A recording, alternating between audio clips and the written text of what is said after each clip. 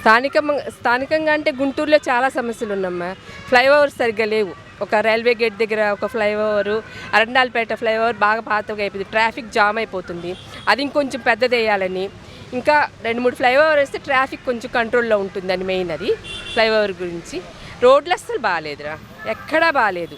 నా 2 వీలర్ వెళ్ళాలన్నా 4 వీలర్ చాలా ప్రాబ్లం అయిపోతుంది.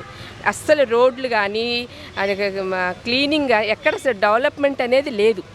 అసలు ఏమీ ఆ సిస్టమే బాగాలేదు. ఇప్పుడున్న గవర్నమెంట్ సిస్టమ్ బాగాలేదనే ఇప్పుడు మేము కొత్త గవర్నమెంట్ మళ్ళీ మాకు తెలుగుదేశము ఏదో మంచి క్యాండిడేట్ రావాలని, మంచి లీడర్ కావాలని, ఆ లీడర్ ఉన్న సిస్టము, ఆయన చేసేటువంటి ఇవంటున్నారు కదా సంక్షేమ పథకాలు మంచిదే, కానీ అవి ఫ్యూచర్ జనరేషన్కి మంచిది కాదని మా ఒపీనియన్. అది ఆయన పొద్దునే కొంచెం ఇంటర్వ్యూ చూశానమ్మా టీవీలో అతనిది, కానీ అతను చెప్పటం కానీ, ఆయన మాట్లాడే పద్ధతి కానీ, ఆ సిన్సియారిటీ కానీ, ఆ ఫ్రాంక్నెస్ కానీ, ఆ చెప్పే విధానంలో క్లారిటీ కానీ ఉన్నది.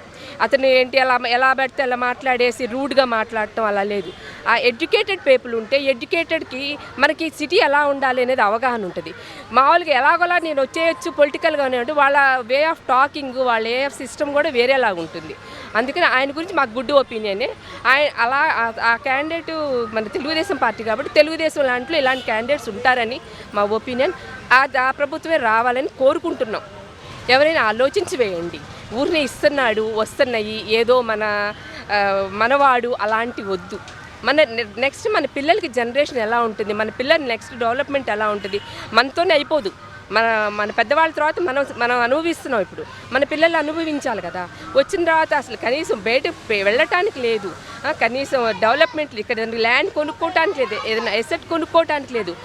ఇక్కడున్న వర్కర్స్ పని లేదు, అందరూ వేరే చోటకి వెళ్ళిపోతున్నారు. డెవలప్మెంట్ లేదు, లేబర్ సిస్టమ్ అసలు బాగాలేదు.